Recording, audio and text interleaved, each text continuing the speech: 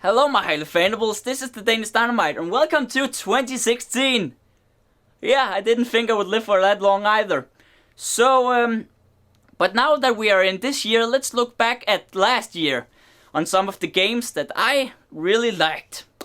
You see, I've been watching the gaming awards this year and I'm not saying that some of the prizes wasn't deserved. I mean, The Witcher 3 sure is a good game and such, but I still think that we need to focus on some of the little guys. Some of the games that that wasn't mentioned or not even acknowledged this year, but was amazing games. So here are my top 10 unknown games of 2015. And because it's unknown games, that means that games like Tales from the Borderlands will not be on this list because it got a few awards and it was a pretty good game, but it's not on the list. We'll not see re-releases like Hogs of War or GTA 5 for PC because it's been out once before and this one came out in 2020. So without further ado, let's go to number 10. Yeah, fuck you guys, I've prepared myself. Titan Souls at number 10. This game is really clever. You have one life and the bosses also have one life, which means you can kill each other instantly. All you have to defend yourself is a bow and arrow with one arrow in it. Every time it's shot, you have to get it back. And it's amazing. Unfortunately, I gave up sort of the way through the game because it's pretty difficult, to be honest, and some of the other games on this list came and took over from my playtime. But I will definitely get back to this game as soon as I can because it's a great concept and I really like the game style. I mean, look at the graphics! Look at the graphics! Also, one thing I didn't talk about, that most of these games will be on PC, which means Steam and such. Some of them are on other consoles, I haven't checked. For example, you can see this one is on PS4 and Vita. I was lucky there. So, let's go on to the next one, which is Tabletop Simulator. Don't really ask me why, but this is actually one of the most solid simulators that I've played in a long while. It is an actual simulator, not that bullshit fucking around in a big playing field, such as Yandere Simulator and Greenlight Simulator, and thanks to Jim Sterling for telling me all this, and sorry I called you Tim Sterling, so sorry. But this is actually very legit. You can play basically any board game inside of this, and you can, that's basically the idea, and you can play online with other people, which means that online you can play Galahad with other people, and you can play chess online if you want to. Or do like me and play Cards Against Humanity against everyone who has a microphone on the internet. And that's actually a great time if you don't have friends.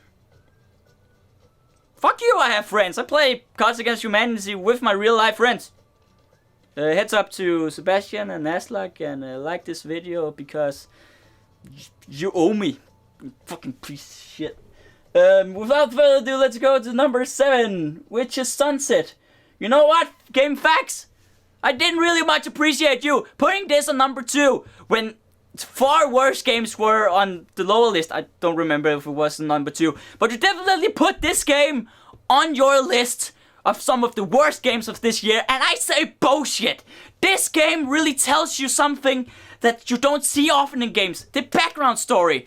You see, you take control of this black lady, which usually don't in video games. I like to play as male characters, but this was actually a nice change of pace. It put me out of my comfort zone, and it puts me in an apartment where you have to take care of this apartment for a war veteran. You only have one in-game hour to do all these assignments like vacuum clean and such and such. And I know it sounds boring, but it actually gets very interesting once you really get into it. Especially if you're me, because I like walking simulators from time to time. Screw you, I don't care. Some of these games are a nice change of pace, I do have to say. So, yeah, I haven't finished this game either because this game actually has surprisingly good graphics, and my PC don't hold up too well. Anyway, let's go on to the next one, which is Castle in the Darkness. Yeah, there was actually a reason why I did a Hot Paper Gaming review of this game, because it's actually good and it needs to be acknowledged. It's basically a side-scrolling platformer, but it left a very deep impact in my mind, and it was amazing. All the upgrades and stuff, and all the little bosses, and all the references to other video games and other 8-bit games. I totally forgot to mention that in the review. How stupid am I? This game definitely needs to be played by everyone who has NES nostalgia. Simple as that. Let's go to the next one, which is Postal 2 Paradise Lost. And yes, I know this game came out in 2003, not 23. That's a long ass time ago. This is an expansion made 12 hours after the initial game, Paradise Lost, which is a whole new expansion with 5 new days in the Postal universe. If you've ever played Postal 2 before and you really liked it, you should give this DLC a try, because first of all, it's like a whole new sequel to the game you already love, and second of all, it takes the piss, literally, on many of the new gaming thingies. I, for an example, noticed quite a lot of Borderlands references in the new expansion. It's amazing. Also, if you haven't played Postal before, what the fuck are you doing watching this video? Go right there. Let's go to the next one. Why am I so hyper all of a sudden? I'm usually not like that. Number 5. Hotline Miami 2. Oh my goodness, the soundtrack is fucking awesome. I can't stop listening to the soundtrack. I literally watch it every day when I go to work. It's amazing. But the game itself is also really, really fun. It's not much of the formula like the old Hotline Miami, but the new one, it's amazing. It tells a whole different story, and you focus on different people, but the gameplay, as you see, is the same. And holy shit, that shit is intense, especially with the new music that really gets your heart pumping. Which also results in I can't really play this game for more than 10 minutes at a time before getting too big of an adrenaline rush and have to put the game down. Because this game is nerve-wracking. One little mistake and it's over and it's back to the beginning. But I fucking love it. Number 4 is Axiom Verge. I know lots of people say that this game has totally stolen everything from Metroid. Yeah, maybe, but if this game is as good as I hear Metroid is, I want to play some fucking Metroid. This game was awesome. All the power-ups and all the little intentional game graphic glitches, all the items you get, and the bosses. Oh my god, the bosses are ginormous and epic. I really love it, and I'm also sort of a backtracking kind of guy. Don't really mind going back and forth to get all the stuff I need. I know a lot of people are nitpicking about that stuff, but I really don't mind, because, you know, then you're in your mind, you're like, oh, I finally have this power up, now I can explore this new location, and I really like that sort of thing. So if you like side-scrolling platformers, you'll like this game too. I sort of see a pattern around here, but who gives a shite? Number 3 is Evoland 2. I was kind of disappointed in the first one.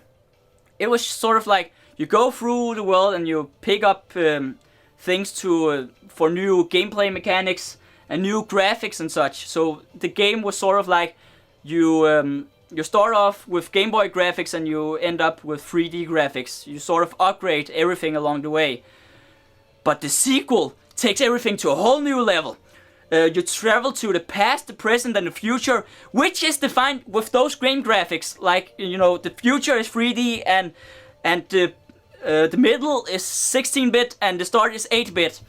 And And not only do you get to experience all of these gameplay modes, but you also get to experience different kinds of gameplay.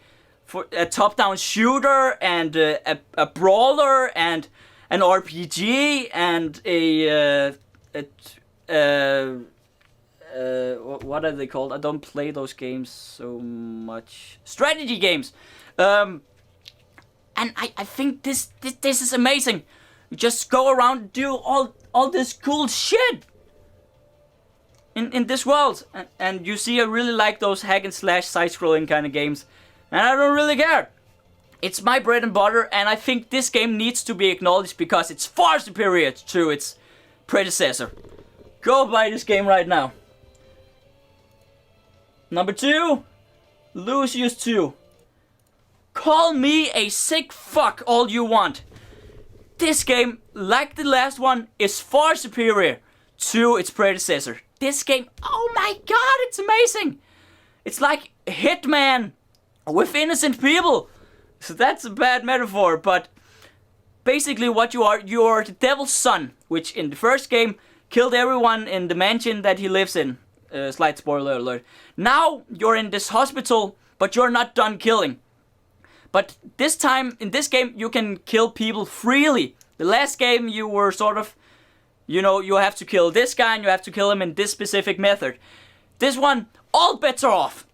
You can take a goddamn defibrillator, put it up to the water pipes, and whenever people come to wash their hands, they get electrocuted. You can also put pills in their food, so they get poisoned and they die, or you can just shoot them in the face with a nail gun. The fucking possibilities are limitless, and you upgrade your mind powers along the way. And seriously, all you murder crazy people out there that haven't heard of this game, I keep talking to this about everyone who plays Counter-Strike or everything that's bloody in general. Go play this game. It was a little buggy when I played it, but now it's like 6 months later, I guess. The bugs should be patched out by now, and the game is magnificent. Go play it. Now we're gonna get to it. The number 1 game, which is The Beginner's Guide. Again, say all you want about walking simulators, but this one really impacted me. Now, as opposed to other games like Axiom Verge and Lucius and Evoland, which were games that I spent like 10, 15, 20 hours in each. This game I only spent 90 minutes in. And I'm still thinking about it today. It left such a deep impact in my creative progress. It really blew my mind of what games can do to you. And games are not just experiences and murder simulators and exploration games. They can be fucking art. This is art. This is one of the most mind-blowing games I've ever played, and it's one of the only game on this list that made me actually cry in real life. This game made me cry. It's from the makers of the Stanley Parable. It's about a guy named Kota, and I hope that guy's real, because otherwise I've been crying my eyes out for no real reason. I don't want to talk anymore about this game. If you like walking simulators, or you like crying, or if you genuinely like being a creative person but also have these weird moments where you are creatively stuck and bankrupt and have these, if you have depressions, if you have parents that don't understand video games, show them this. This is the most amazing thing to come out all year, in my opinion. Thank you for watching. I don't want to edit this episode because I've already rambled on for 15 minutes, and I'm kind of a lazy, boring ass, and the main reason for that is I'm sort of doing another project, as you can see, so if you will excuse me, I will get back to that and report on that in 2016 if anyone reminds me. And as always, thank you for watching my content, and yeah, you're awesome. These games are too, but mostly you are awesome.